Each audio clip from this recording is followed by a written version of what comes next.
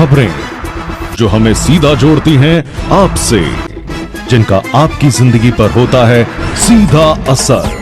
खबर का मतलब है एक भरोसा, और आपका भरोसा है हमारी जिम्मेदारी।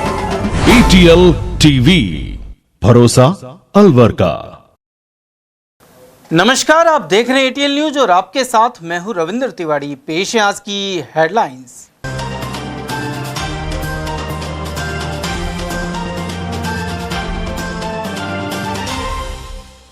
मकान बनाने को लेकर छिड़े संघर्ष में 5 हुए गंभीर घायल। ततारपुर थाना क्षेत्र का है मामला। शराब ठेके के खिलाफ महिलाओं ने किया चक्का जाम। जयपुर रोड पर वाहनों की लगी कतारें। जिला अस्पताल में निःशुल्क सिटी स्कैन बंद होने से बढ़ी परेशानी।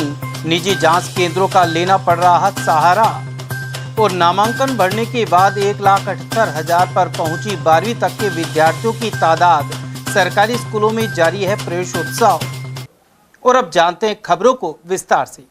ततारपुर थाना क्षेत्र में रायपुर रोड स्थित एक प्लॉट पर मकान निर्माण को लेकर बंजारा समाज के 2 पक्षों के बीच खूनी संघर्ष हो गया।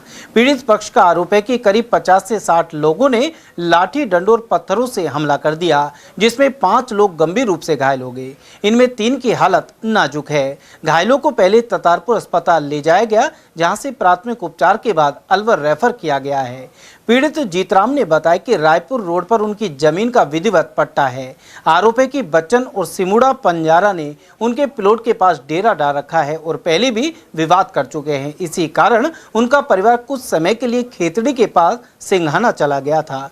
जीतराम के अनुसार रविवार को जब वे अपने प्लॉट पर मकान निर्माण शुरू करने पहुंचे और आरोपियों से डेरा हटाने का आग्रह किया तो उन्होंने इनकार कर दिया। इसके बाद बड़ी संख्या में लोग एकत्र होकर लाठी डंडों और पत्थरों से हमला कर दिया। उनका यह भी कहना है कि पुलिस को सूचना देने के बावजूद समय पर प्रभावी कार्रवाई नहीं हुई।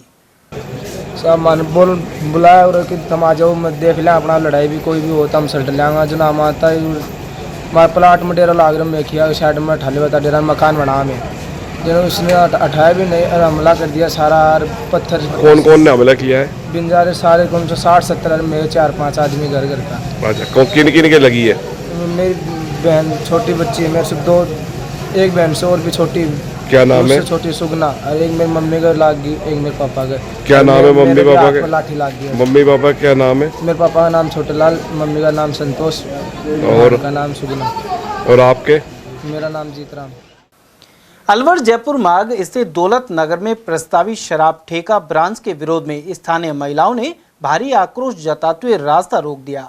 महिलाओं ने सड़क पर बैठकर करीब 2 घंटे तक चक्का जाम किया, जिससे रविवार शाम अलवर जयपुर मार्ग पर वाहनों की लंबी कतारें लग गई। साथ ही राहगीरों को भारी परेशानी का सामना करना पड़ा। मौके पर पहुंची अरावली विहार थाना पुलिस ने समझाइश कर महिलाओं को शांत कराया, जिसके बाद यातायात सुचारू हो सका। महिलाओं का आरोप है कि दौलत नगर जैसी आवासीय कॉलोनी में शराब की अवैध ब्रांच खोली जा रही है, जबकि ठेकेदार इसे केवल गोदाम बता रहे हैं। स्थानीय लोगों का कहना है कि गोदाम की आड़ में शराब की बिक्री की जाती है। उन्होंने पुलिस और आबकारी विभाग पर भी कार्रवाई नहीं करने और मिली भगत के गंभीर आरोप लगाए हैं। स्थानीय निवासी कमली ने बताया कि कॉलोनी के पास मंदिर है और महिलाओं एवं छात्राओं का लगातार आना जाना रहता है। ऐसे में यहाँ शराब की दुकान या ब्रांच खोलने से माहौल खराब होगा। वहीं किरण नामक महिला ने आरोप लगाया कि शिकायत करने पर पुलिस मौके पर आती है तो दुकान बंद कर दी जाती है, लेकिन पुलिस के लौटते फिर से शराब की बिक्री शुरू हो जाती है। महिलाओं ने प्रशासन से मांग की कि आवासीय क्षेत्र से शराब ठेके की ब्रांच को तुरंत हटाया जाए। हम दौलत नगर जयंती फार्म हाउस भाखेड़ा का पंचायत है हमारी, और जयंती वाला के सामने हम रहते हैं। हमारे पास में मतलब यहाँ ठेका की प्रॉब्लम हो गई है और हमारा मेन रास्ता है ये जो रास्ता है, या रास्तों पे हमारी बहन बेटी बहू बेटी सब, कोई कॉलेज जा रही है, कोई स्कूल जा रही है। मतलब हमारे तो यहाँ रात दिन को आना और जाना होगा। और यहाँ पे ये गोदाम को तो नाम कर रखो, हमने गोदाम रख रखी है। इनने कोई गोदाम नहीं रख रहा कि दिखावट को गोदाम है। उसके बाद में दारू चलाते हैं, 8-7 बजे चालू हो जाए, 11 बजे तक यहाँ पे दारू बिकती है और दारू पी वाला पीक भागे और यहाँ पे मदद गश्ती करते हैं। भैया हमारी देखो बेटी बहन है, दुनिया में कितना भ्रष्टाचार हो रहा है, हमें कोई मतलब हमारी कॉलोनी में दारू नहीं बिकनी चाहिए। हमें मानते हैं किन लोगों का हाथ है जो ये ठेका बंद ये मकान मालिक ये कहता है अग भाई मैं तो मेरा मकान में कुछ भी करूंगा, और यहाँ का लोग बाग सब से हम परेशान है, सारे लोग बाग यही बात कहते हैं अगे दारू ना बिकनी चाहिए, पूरी कॉलोनी आड़ पड़ोस सबकी यही राय है, अगर हम दारू ना चाहे यहाँ पे दारू बिके। दारू का ठेका खुल रहा है इसलिए लगाया, कोई सुनवाई नहीं हो रही और हमारे बच्चे बहन बेटी मतलब सब पे असर पड़ रहा है, बहुत गलत असर पड़ रहा है, क्योंकि हम ये चाहते हैं कि ये यहाँ चीज ये नहीं खुलनी चाहिए, जो भी और चीज खोलो पर ये नहीं खुलनी चाहिए, क्योंकि हमने सब जगह एप्लीकेशन भी दे दी, सब दरखास्त भी दे दी, पर कोई सुनवाई नहीं हो रही। पुलिस वाले आते हैं और वैसे ही बंद करा के चल जाते हैं, फिर उनके बाद ये खुल जाता है, लेट भी आते हैं जल्दी भी जाते हैं, फिर ये गोदाम के बहाना करके फिर ये क्या है कि ये दारू बेचते हैं, और कई बार फिर पुलिस वाले बोलते हैं वीडियो बनाओ और फिर भेजो, वीडियो बनाने का इसके कौन के पास टाइम है, क्योंकि अब कोई ड्यूटी भी जाता है, कोई घर भी काम करता है, कोई 100 काम है, फिर कौन ध्यान देगा। अभी ये कभी भी बेच देते हैं, फिर फ्रीज क्यों रख रखा है इनने, जब इनका गोदाम ही है तो फ्रीज का कोई काम ही नहीं है। अलवर के राजीव गांधी सामान्य चिकित्सालय में पिछले 10 वर्षों से मरीजों को मिल रही निःशुल्क सिटी स्कैन सुविधा फिलहाल बंद हो गई है। वर्ष 2016 में क्योरवेल डायग्नोस्टिक कंपनी के जरिए शुरू हुई यह व्यवस्था 10 वर्ष के अनुबंध पर आधारित थी, जिसकी अवधि अप्रैल 2026 में समाप्त हो गई। इसके बाद प्रमुख चिकित्सा अधिकारी की ओर से अनुबंध बढ़ाने के लिए निदेशालय को पत्र भेजा गया, जिस पर 2 माह का अस्थायी विस्तार मिला। जून में यह अवधि भी समाप्त हो गई। अस्पताल में पहले प्रतिदिन 40 से 50 मरीजों के निःशुल्क सिटी स्कैन किए जाते थे, लेकिन अब केवल आपातकालीन स्थिति में आने वाले 5 से 10 मरीजों का ही सिटी स्कैन किया जा रहा है। शेष मरीजों को मजबूरन निजी डायग्नोस्टिक केंद्रों पर रुक करना पड़ रहा है। उधर पीएमओ डॉक्टर प्रवीण शर्मा ने बताया कि जून में समय सीमा समाप्त होने के बाद अब तक 6 बार निदेशालय को अनुबंध विस्तार के लिए पत्र भेजे जा चुके हैं। निदेशालय से स्वीकृति मिलने के बाद ही इसे दोबारा शुरू किया जा सकेगा। निदेशालय द्वारा 10 साल के लिए ये निविदा आमंत्रित की गई थी और इसमें सीटी स्कैन और एमआरआई जांच के लिए था।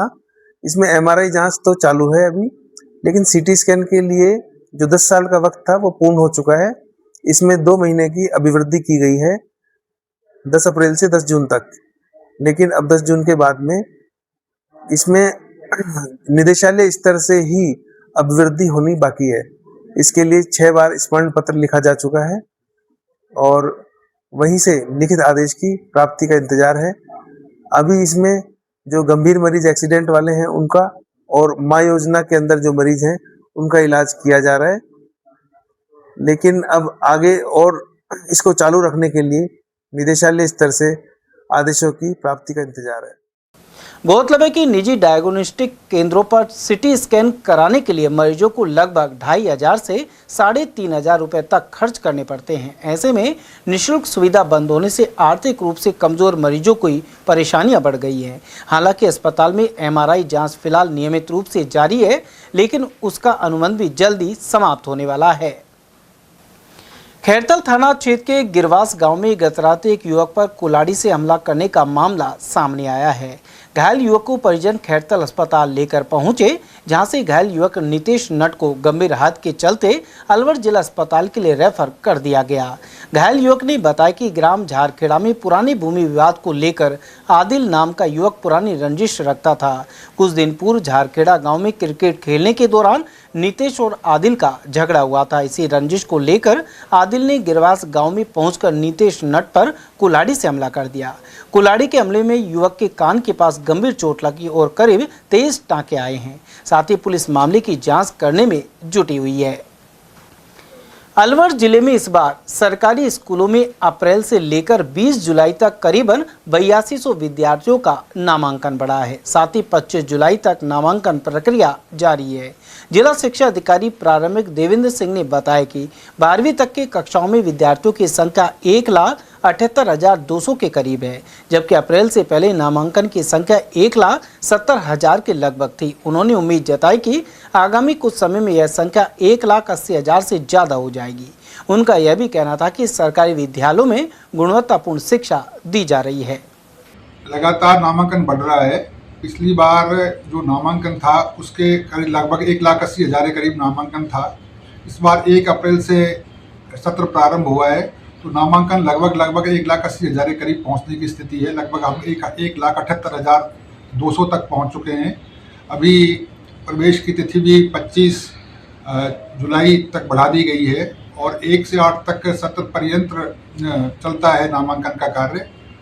घर घर जाके नामांकन का प्रयास किया जा रहा है और हमें आशा है कि इस बार हम कहीं ज़्यादा नामांकन कर पाएंगे। सर, ये जो नामांकन है कौन कौन से क्लास के? ये नामांकन 1 से 12 तक का है। कक्षा 1 से कक्षा 12 तक के समस्त छात्र छात्राओं का नामांकन पूरे जिले का इस समय 1,78,200 के करीब है। आपको लग रहा है कि सर इस बार जो नामांकन बढ़ा है वो संतोषजनक है? हाँ, इस बार का जो नामांकन है हमारे प्रयास के अनुरूप परिणाम आ रहे हैं और मुझे विश्वास है कि अभी जो 25 तारीख तक जो तिथि है 9 से 12 की, उसमें भी एडमिशन बढ़ेंगे। साथ साथ कक्षा 1 से 8 तक का भी नामांकन का कार्य चल रहा है, तो हम हमारे लक्ष्य से भी कहीं ज़्यादा उपलब्धि हासिल करेंगे, ऐसा हमें विश्वास है। वन मंत्री संजय शर्मा से रविवार को अलवर स्थित सर्किट हाउस में वाल्मीकि समाज के प्रतिनिधि मंडल ने शिष्टाचार भेंट की। साथ ही नगर निगम में लंबित सफाई कर्मचारी भर्ती प्रक्रिया को शीघ्र पूरा कराने की मांग रखी गई।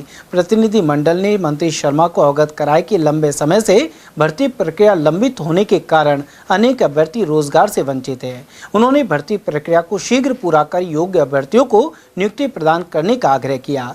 इस पर शहर विधायक और मंत्री संजय शर्मा ने बताया कि इस संबंध में नगर निगम अधिकारियों को आवश्यक दिशा निर्देश दिए जा चुके हैं। साथ ही इस विषय को लेकर केंद्रीय मंत्री और अलवर सांसद भूपेंद्र यादव भी गंभीर हैं।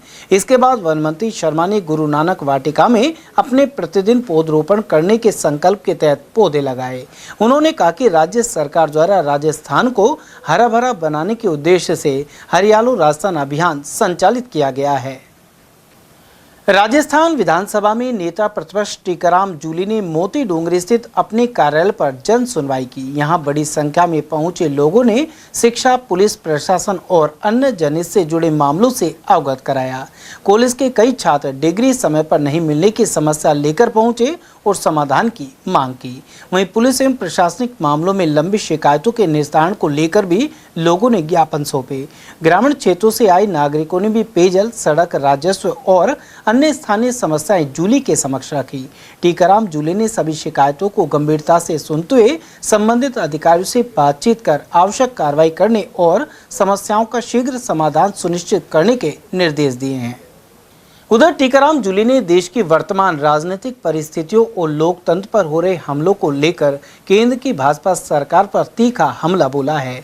उन्होंने कहा कि देश के लोकतंत्र को बचाने के लिए राहुल गांधी जैसे निडर और विजनरी नेता की सख्त जरूरत है। नेता प्रतिपक्ष ने कहा कि भाजपा ने जनादेश का मजाक बना दिया है।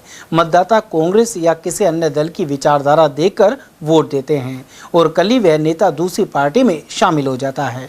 जूली ने जनता का आह्वान करते हुए कहा कि इस वैचारिक लड़ाई में अब देश के नागरिकों को जागरूक होना होगा। देखिए, देश के अंदर तानाशाही जो है हावी हो चुकी है। लोकतंत्र का कोई मतलब नहीं रहा है। कोई आवाज़ उठाए तो लाठियां दो, उठा के उन पर मुकदमे दर्ज कर दो।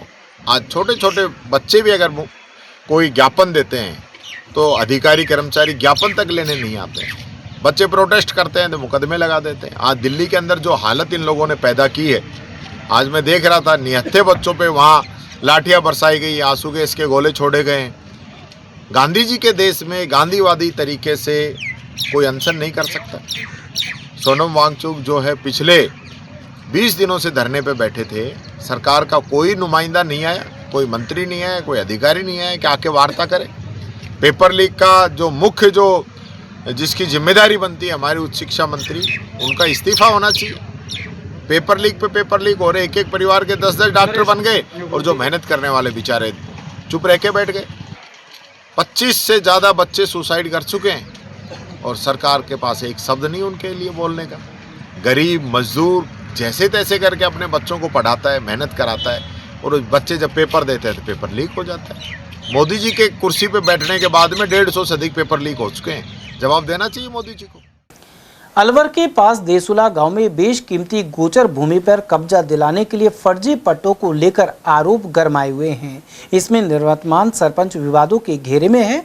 वहीं यह महिला सरपंच उनके फर्जी हस्ताक्षर करने और पंचायत के उप सरपंच पर गड़बड़ी के आरोप लगा रही है। प्रशासनिक पक्ष देखे तो जिला परिषद सीईओ द्वारा रिपोर्ट दर्ज कराने के निर्देश दे दिए गए हैं। आरोपों के अनुसार निवर्तमान महिला सरपंच सावित्री देवी और भू माफियाओं की मिली भगत से 54 जाली पट्टे जारी कर दिए हैं।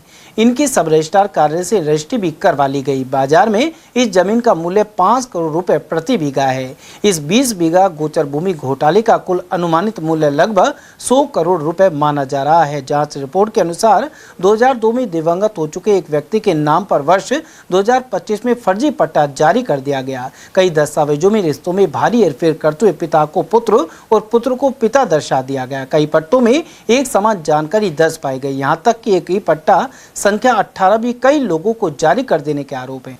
अप्रैल से सितंबर 2025 के बीच जारी इन विवादित 54 फर्जी पट्टों में से 7 पट्टे तत्कालीन सरपंच सावित्री देवी के परिजनों के नाम पर पाए गए हैं। जिला परिषद की जांच समिति की रिपोर्ट के अनुसार वर्ष 2020 के बाद पंचायत रिकॉर्ड में इन पट्टों से संबंधित रिकॉर्ड मौजूद ही नहीं है। मामला गरमाने के बाद आरोपी पूर्व सरपंच ने बयान दिया कि प्रशासक बनने के बाद उनकी मोहर चोरी हो गई थी। हालांकि पट्टे जारी होने की समयावधि और सरपंच के परिवार के नाम पर दर्ज जमीनों ने इस दावे पर गंभीर सवाल खड़े कर दिए हैं। देसुला के पूर्व उप सरपंच बलदेव कृष्ण मल्होत्रा ने इसे लेकर मुख्यमंत्री कार्यालय में शिकायत दर्ज करवाई थी। शिकायतकर्ता मल्होत्रा ने हाल ही में जिला कलेक्टर को नया परिवाद सौंपकर आरोप लगाया कि उन पर शिकायत वापस लेने का दबाव बनाया जा रहा है। उन्हें झूठे केस में फंसाने की नीयत से उनके और उनके परिवार के सदस्यों के नाम पर जबरन फर्जी पट्टे तैयार कर दिए गए। झगड़ा क्या है?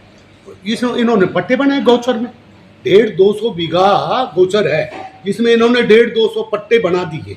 कुछ दिखाओ, मैंने पैसे लेके बनाए हैं, कहीं ना कुछ तो होगा। मेरी बात सुनो, ये जो पट्टे बोल रही है मैंने बलदेव ने बनाए हैं, इसके परिवार के पट्टे मैंने बनाए और 54 पट्टे कोई आदमी तो लाओ, एक तो आदमी ला के दिखाओ।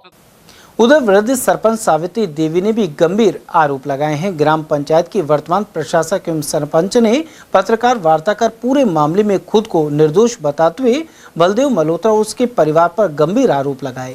उन्होंने दावा किया कि उनके फर्जी हस्ताक्षर और पंचायत की मोहर का दुरुपयोग कर पट्टे जारी किए गए और बाद में उन्हें ही झूठे मामले में फंसाने की साजिश रची गई। सरपंच सावित्री देवी ने कहा कि देसुला में जारी सभी पट्टों के हस्ताक्षरों की वैज्ञानिक और फोरेंसिक जांच कराई जाए।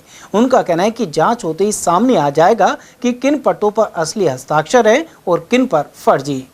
नहीं, मैंने नहीं बनाया फर्जी पट्टे, ये बलदेव बना रहा है। कब से बना रहा है बलदेव? पता नहीं कब से बना रहा है, मेरे को कोई सूचना नहीं है। आप सरपंच हो के बलदेव है सरपंच? वहाँ में बैठने भी नहीं देता है, ऐसी दादागिरी दिखाता है। आपने शिकायत की? ये क्या काम करता है कि सरपंच की मोहर ले रखी इस आदमी ने और उस पर सरपंच की मोहर लगा देता है और साइन कर देता है और आगे पेन से लिख देता है उप। जहाँ पे उप की जरूरत रहती है वहाँ उप लगा देता है और जहाँ सरपंच की जरूरत रहती है वहाँ सरपंच लगा देता है। दोनों सीधे आदमी सरपंच सेक्रेटरी दोनों के दोनों अगर तहसील में रजिस्ट्रार और तहसीलदार के सामने हाजिर नहीं होते हैं तो तहसीलदार इस पे रजिस्ट्रेशन नहीं करेगा। ये एक नियम है तहसील का।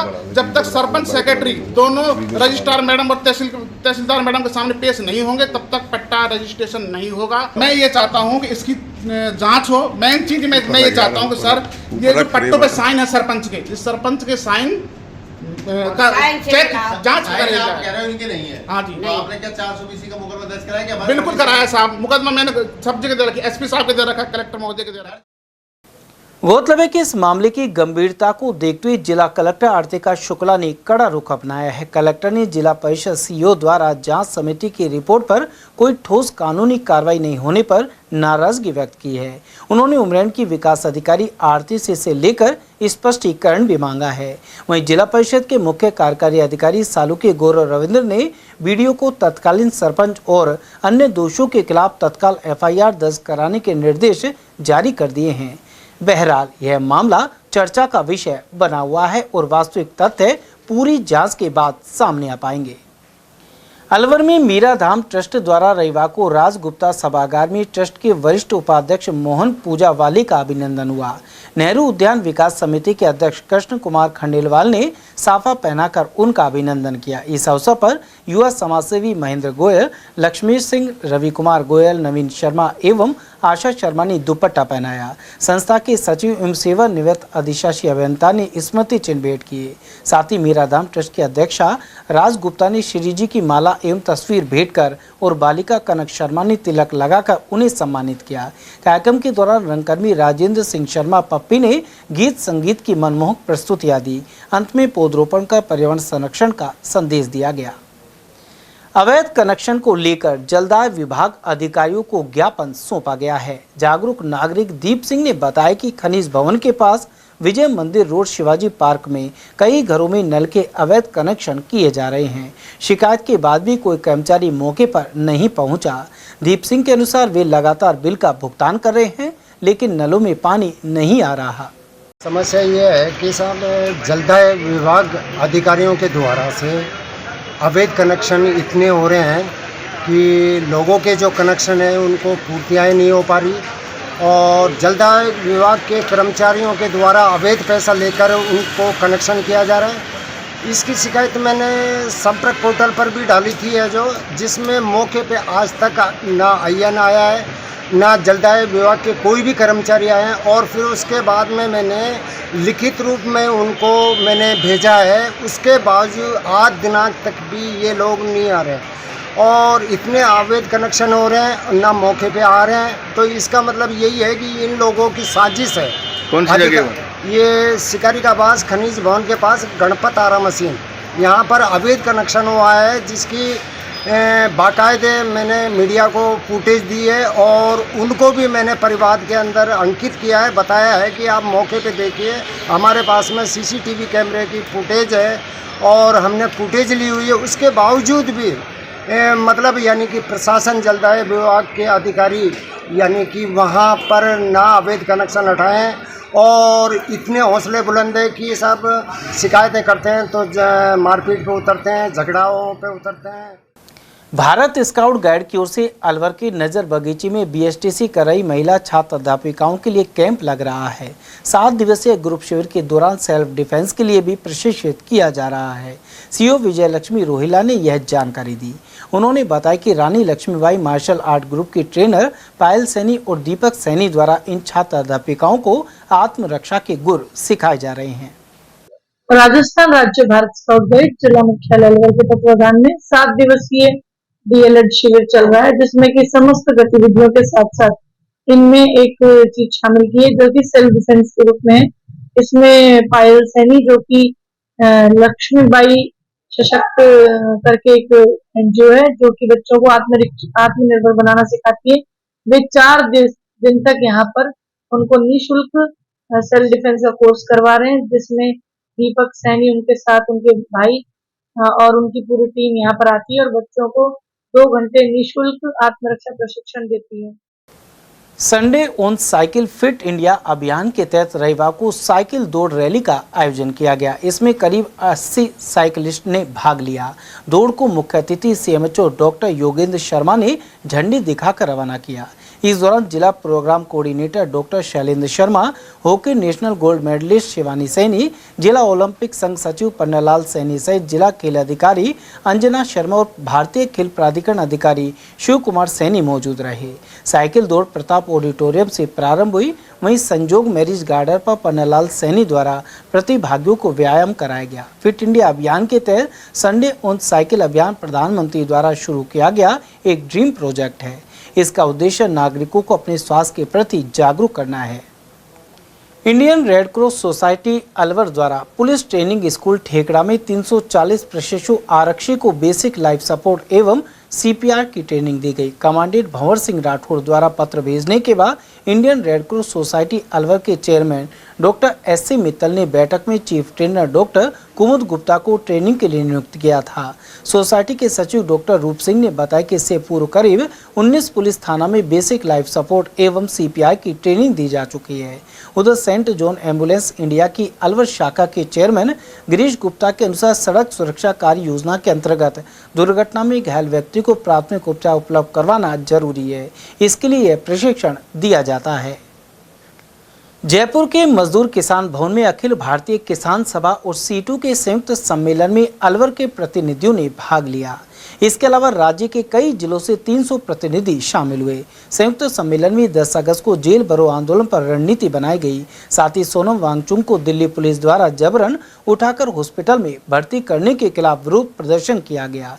इस अवसर पर सीकर सांसद अमराराम, पूर्व विधायक बलवान पुनिया, पेमाराम और गिरधारी मैया सहित सीटू प्रदेश अध्यक्ष भंवर सिंह शेखावत, दुलीचंद मीणा, राम रतन आदि ने विचार रखे। अलवर से किसान सभा के जिला सचिव मुख्तार सिंह कर्नावल ने संयुक्त रिपोर्ट प्रस्तुत की। साथ ही सीटू के जिला संयोजक मोहन सिंह राघव और किसान सभा के जिला अध्यक्ष महेंद्र सिंह ने भी सभा को संबोधित किया।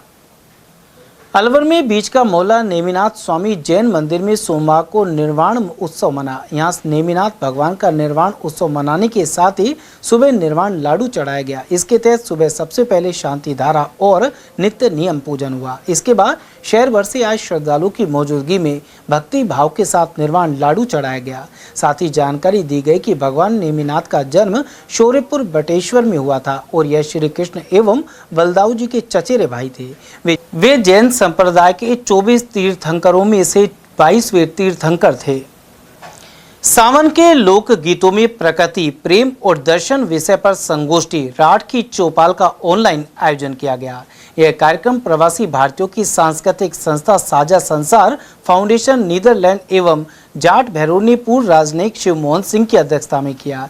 इस दौरान अलवर के कला कॉलेज के पूर्व प्रोफेसर डॉक्टर वेद प्रकाश यादव सहज ने विशिष्ट वक्ता के रूप में विचार रखे। साथ ही अहिरवाटी में सावन के स्वरचित विरह गीत का पाठ भी किया। आरंभ में फाउंडेशन के अध्यक्ष डॉक्टर रामा तक्षक ने स्वागत उद्बोधन दिया। मुख्य वक्ता के तौर पर डॉक्टर मीरा गौतम मौजूद रही। पति मेरा पलटने जा रहा है, त्योहार। अलवर के वार्ड 12 होली ऊपर हरबख्श के मोहल्ले में अचानक विशाल पेड़ धराशायी हो गया। स्थानीय नागरिकों ने बताया कि इसके चलते स्कूली बच्चों से भरी वैन बाल बाल बच गई। साथ ही बड़ा हादसा टल गया। इसे लेकर मुख्यमंत्री पोर्टल सहित संबंधित विभागों में कई बार शिकायत की जा चुकी थी। उधर स्थानीय लोगों की शिकायत के बाद विद्युत निगम की टीम यहां पहुंची और बिजली सप्लाई बंद कर दी गई और कोई कार्रवाई नहीं हो रही। आज आएंगे, कल आएंगे, अनुमति भी मिल गई, वहाँ से सब कुछ हो गया, पर आ नहीं रहे वो काटने वाले। आज आएंगे, कल आएंगे। अभी फ़ोन करा है, 2-4 बार मेरे घर में भी गिर गया, अब यहाँ गिर गया। अब फ़ोन करते हैं, अभी आ रहे। समाचारों में वक्त तो चला एक छोटे से अल्प विराम का। बने रहिए ATL टीवी के साथ। Om Aditya public senior secondary school Alwar में बेस्ट फैकल्टी के साथ सर्वश्रेष्ठ बोर्ड परीक्षा परिणाम। स्कूल फीस में ही फाउंडेशन, कक्षा 9th 10th प्री फाउंडेशन, कक्षा 11th 12th विज्ञान वर्ग, वाणिज्य वर्ग, कला वर्ग, हिंदी एवं अंग्रेजी माध्यम। विद्यालय में मेधावी विद्यार्थी प्राची राठौड़, अंकित कुमार, गार्गी सैनी, कमल प्रजापत, बलराज वर्मा, गौरी और वैशाली ने बोर्ड परीक्षा में 97% अंक लाकर संस्था का सम्मान बढ़ाया और संस्था के द्वारा प्रत्येक विद्यार्थी को 21,000 रुपए का चेक प्रदान किया। हमारी संस्थाएं कक्षा नर्सरी से 8वीं तक के विद्यार्थियों को बुक्स, नोटबुक्स, बैग्स, डायरीज, आई कार्ड निःशुल्क दे रही हैं। कक्षा 9वीं से 12वीं तक के विद्यार्थियों को bag, dress, jacket, I card निःशुल्क दे रही हैं। हमारी संस्थाएं Om Aditya public senior secondary school, Lajpat Nagar, Ambedkar circle के पास, Alwar. Delhi academy senior secondary school, 84 Subhash Nagar, NEB Agrasen circle के पास, अलवर। आदित्य एकेडमी तिजारा फाटक पुल के पास, Alwar. Contact number 9829107651 and 9116913576। Aditya की परंपरा, सेवा, संस्कार और समर्पण। फर्नीचर का 32 साल पुराना जाना माना नाम राहुल डेकोर। यहाँ आपकी लाडली बिटिया के लिए अथवा अपने घर के लिए सभी प्रकार का सागवान का फर्नीचर उपलब्ध है।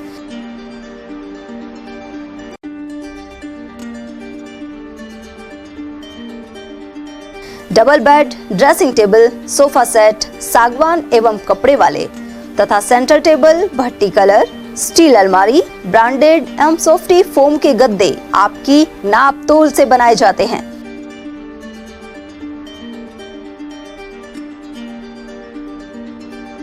सभी सामान एक ही छत के नीचे उपलब्ध। हमारा पता है अलवर बोर्ड, जसवंत तिराहे से पहले, Kati Ghati, Alwar. Contact number 9414019769 and 9414019768. BL Public School, a prestigious name in the field of education. BL Public School is not merely an educational institution but a dynamic center of values, discipline and excellence. The school prioritizes the holistic development of every student, ensuring that they not only excel academically but also succeed confidently in all aspects of life. The academic environment of the school is well organized, motivating and technologically enriched. Education is delivered through a balanced integration of modern resources and moral values. Smart classes and modern teaching methodologies, well-equipped computer lab, rich and peaceful library, practical learning in science and mathematics, sports and physical training, music, art, dance and cultural activities. Experienced, trained and dedicated teachers provide personal guidance to students that helps nurture talent and encourage students to become confident and self-reliant individuals. 100% board examination results are attained every year. Several students score 100% marks in subjects which are considered tough like mathematics and science, bringing pride to the institution. The school's alumni are now serving in prestigious positions across various fields, reflecting the quality education imparted by the institution. Although affiliated to RBSE, the academic guidance and standards of the school are maintained at par with CBSE education. Education here is not limited to textbooks. Special emphasis is placed on life skills, moral education, self-reliance, and personality development. Self-praise is no recommendation. Kindly come, visit us and see yourself. Our addresses.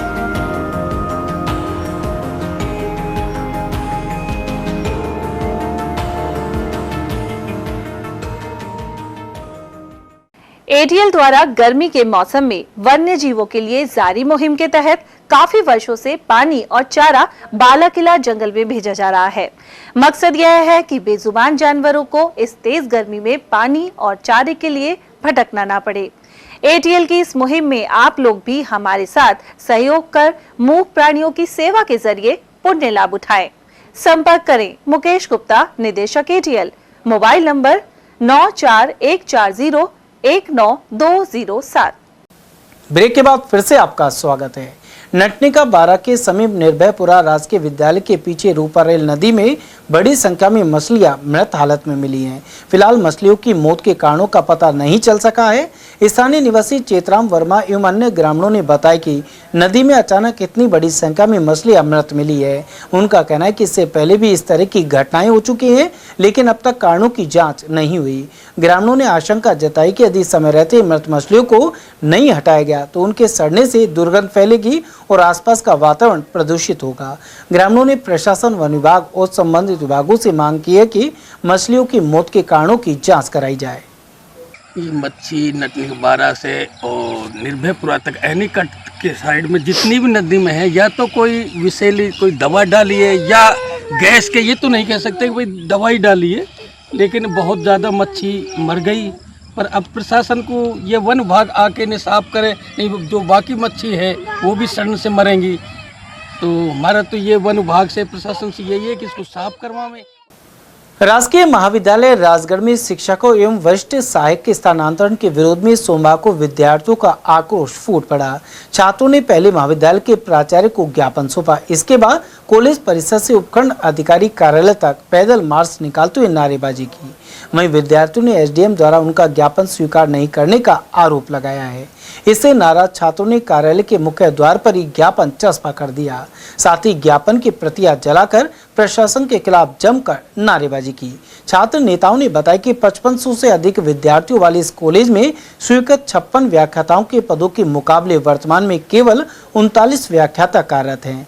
अब कई शिक्षकों एवं वरिष्ठ सहायक के स्थानांतरण से महाविद्यालय की व्यवस्था पूरी तरह चरमरा जाएगी। विद्यार्थियों ने सभी स्थानांतरण निरस्त करने, रिक्त पदों पर शीघ्र नियुक्तियां और लैब के सुचारू संचालन के लिए आवश्यक स्टाफ की मांग उठाई है। इस दौरान छात्र संघ अध्यक्ष रामकेश मीणा, महासचिव राहुल शर्मा, पूर्व महासचिव अजीत अली, ओपी मीणा, राजेंद्र और लेखराज सहित सैकड़ों छात्र छात्राएं उपस्थित रहे। तिजारा स्थित अर्श मेडिकल नबी नगर में Anil lab and health care द्वारा रक्तदान शिविर लगाया गया। इसमें सत्यम ब्लड बैंक जयपुर की टीम ने लगभग 50 यूनिट ब्लड डोनेट किया। खासकर युवाओं ने रक्तदान के प्रति उत्साह देखने को मिला। शिविर के मुख्य आयोजक अनिल कुमार एवं विक्रम सिंह रहे। साथ ही जुनैद खान, धर्मवीर गुरु, भीम सिंह, हीरालाल और साकिर खान आदि ने सहयोग प्रदान किया, जबकि संचालन डॉक्टर महेंद्र सिंह बर्मन द्वारा किया गया। और वहीं टपोकड़ा कस्बे के गोपाली चौक स्थित चौधरी हॉस्पिटल द्वारा रक्तदान शिविर लगाया गया। यहां डीबी मेमोरियल ब्लड सेंटर की टीम ने रक्तदाताओं की स्वास्थ्य जांच के बाद सुरक्षित रूप से 30 यूनिट रक्त संग्रहित किया। हॉस्पिटल डायरेक्टर सुरेंद्र चौधरी ने अधिक से अधिक लोगों से नियमित रक्तदान कर जरूरतमंद मरीजों की जान बचाने को लेकर अपील की। इस अवसर पर दीपक, सुरेंद्र सिंह, अभिषेक अग्रवाल, अनुज कुमार, वाजिद खान, दिशाज और पुष्पेंद्र आदि मौजूद रहे। आयुर्वेद चिकित्सा अधिकारी संघ द्वारा डॉक्टर शक्ति सिंह चौधरी को अलवर का जिलाध्यक्ष नियुक्त किया गया है। इस नियुक्ति पर प्रदेश एवं जिले के चिकित्सा अधिकारियों ने हर्ष व्यक्त किया है। साथ ही डॉक्टर चौधरी के नेतृत्व में अलवर जिले में आयुर्वेद चिकित्सा को बढ़ावा मिलने एवं चिकित्सा अधिकारियों की समस्याओं के समाधान की अपेक्षा जताई है। शिक्षाविद मूलचंद चौधरी ने यह जानकारी प्रदान की। साथ ही मालाखेड़ा अध्यक्ष रहे हिम्मत सिंह की ओर से आभार व्यक्त किया गया। राष्ट्रीय शैक्षिक महासंघ विद्यालय शिक्षा की नवीन जिला कार्यकारिणी घोषित की गई है। इसमें कुंवर सिंह चौधरी लगातार दूसरी बार जिलाध्यक्ष बने हैं एवं कन्हैयालाल शर्मा जिला मंत्री होंगे। अलवर इकाई की साधारण सभा में प्रदेश नेतृत्व के आह्वान पर नई कार्यकारिणी का गठन निर्वाचन अधिकारी नवरंग साय भारती के निर्देशन में किया गया। वहीं कार्यकारिणी में प्रदीप मीणा वरिष्ठ उपाध्यक्ष, योगेश यादव, श्री कृष्ण अग्रवाल, राजेश खंडविलार और रामोतार गुप्ता उपाध्यक्ष होंगे। साथ ही इंदु रानी अरोड़ा महिला उपाध्यक्ष के अलावा कई अन्य पदाधिकारी बनाए गए हैं। उपस्थित सदस्यों ने सभी नवनियुक्त पदाधिकारियों का अभिनंदन किया। सामुदायिक स्वास्थ्य केंद्र मालाखेड़ा का 40 साल पुराना भवन पूरी तरह जर्जर हाल में है। ऐसे में रोगियों और चिकित्सा कर्मियों की सुरक्षा के लिए इस कंडम घोषित कर जर्जर भवन के मुख्य गेट पर ताला लगा दिया गया है। तस्वीरों में साफ दिख रहा है कि अस्पताल की छत टूटी हुई है और दरवाजे पर जर्जर भवन प्रवेश निषेध का बोर्ड लगा है। वहीं चिकित्सा कर्मी, मरीज और उनके परिजन जान जोखिम में डालकर यहां आ रहे हैं। निचले से लेकर उच्च स्तर तक के संबंधित अधिकारियों के मध्य लगातार पत्र व्यवहार चला। इसके बाद सीएमएचओ ने जयपुर पीडब्ल्यूडी मुख्य अभियंता को पत्र लिखकर नए भवन का प्रस्ताव करीब 2 साल पहले भेजा था। नेता प्रतिपक्ष और अलवर ग्रामीण विधायक टीकाराम जूली ने 2 वर्ष पूर्व चिकित्सा मंत्री गजेंद्र सिंह को पत्र लिखा था।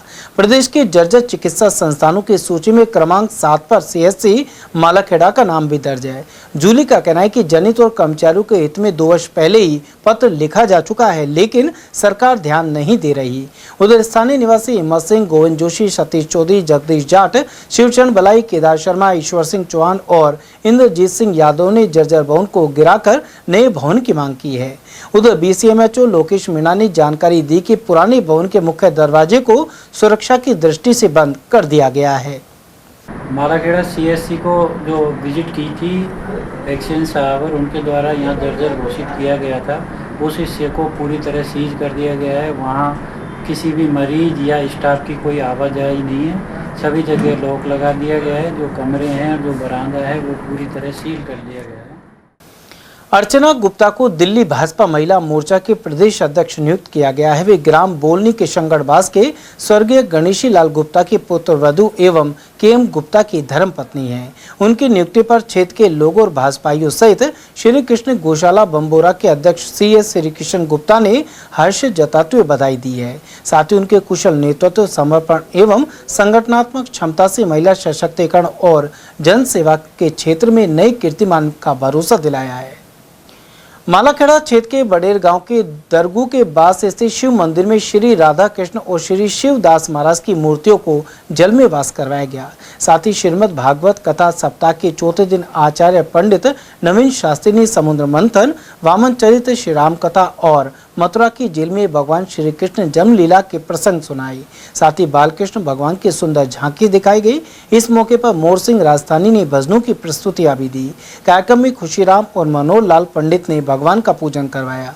साथ ही रतन ठेकेदार, नंदलाल, रामलाल, भरतलाल, जयराम खिलाड़ी, छोटेलाल और संतराम आदि भक्त मौजूद रहे।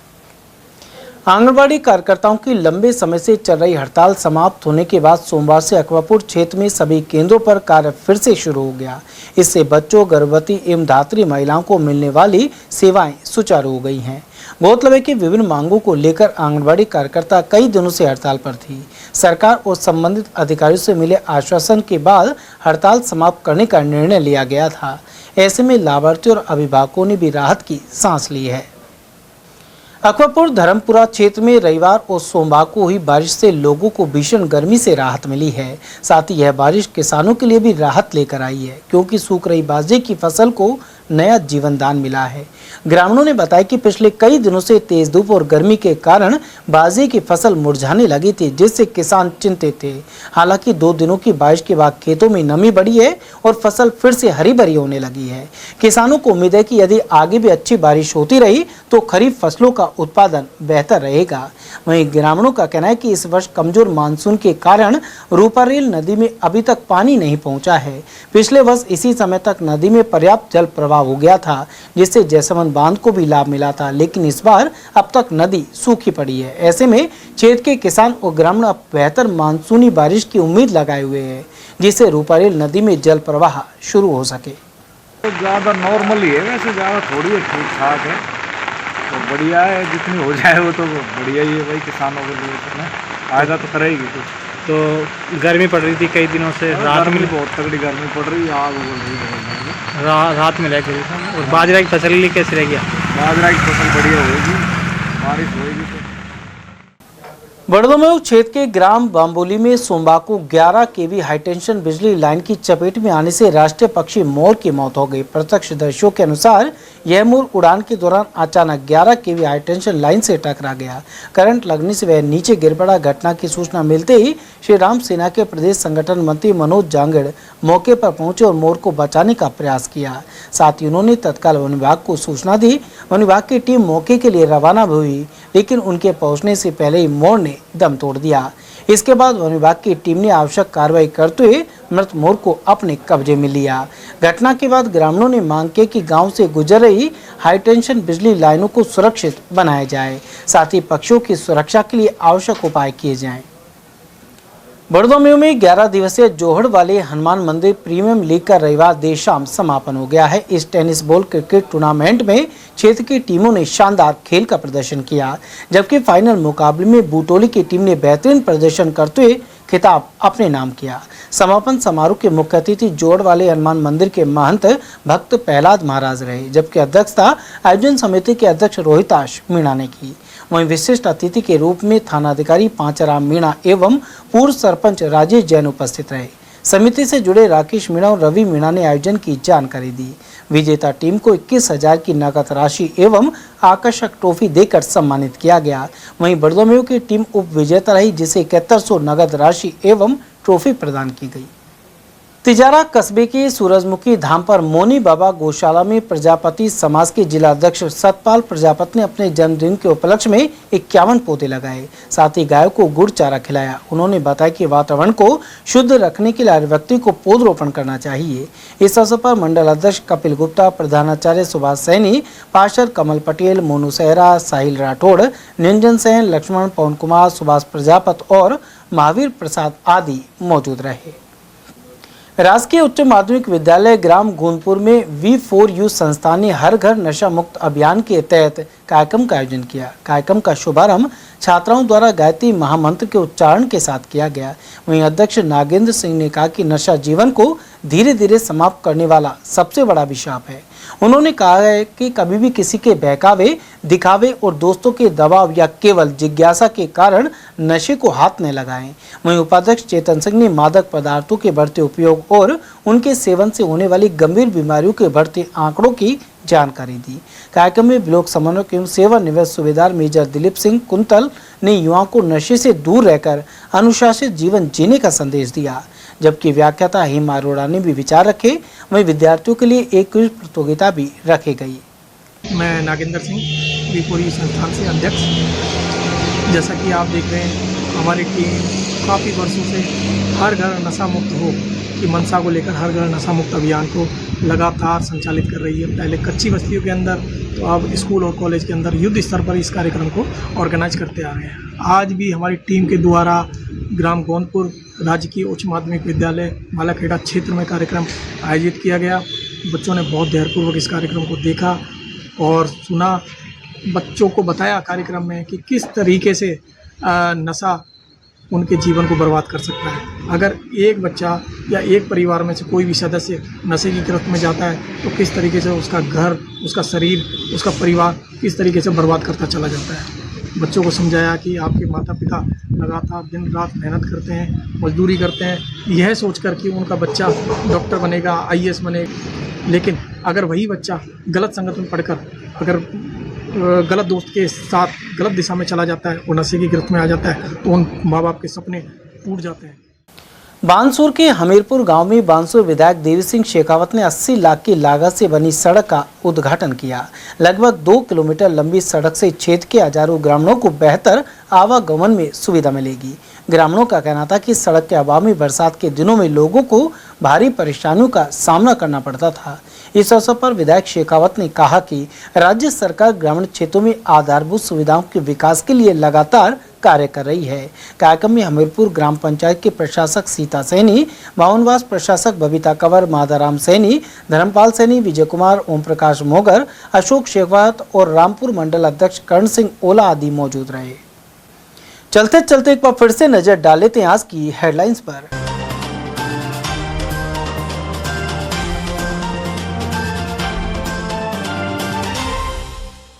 मकान बनाने को लेकर छिड़े संघर्ष में 5 हुए गंभीर घायल। ततारपुर थाना क्षेत्र का है मामला। शराब ठेके के खिलाफ महिलाओं ने किया चक्का जाम। जयपुर रोड पर वाहनों की लगी कतारें। जिला अस्पताल में निःशुल्क सिटी स्कैन बंद होने से बढ़ी परेशानी। निजी जांच केंद्रों का लेना पड़ रहा सहारा। और नामांकन बढ़ने के बाद 1,78,000 पर पहुंची 12वीं तक के विद्यार्थियों की तादाद। सरकारी स्कूलों में जारी है प्रवेशोत्सव। समाचारों में आज के लिए बस इतना ही। दीजिए पूरी टीम के साथ रविंद्र तिवारी को इजाजत। नमस्कार।